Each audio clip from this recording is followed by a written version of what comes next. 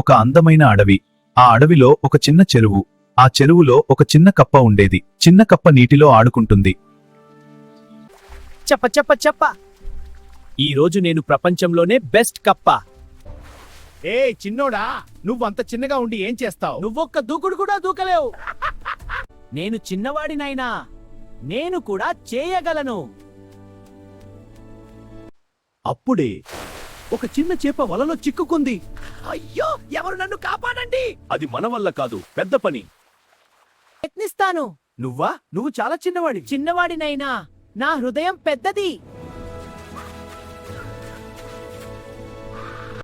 చిన్న కప్ప తన పళ్లతో వల తాడు కొరుకుతుంది.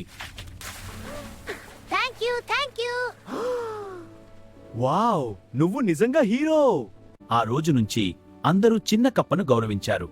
సైజ్ కాదు, ధైర్యమే ముఖ్యం.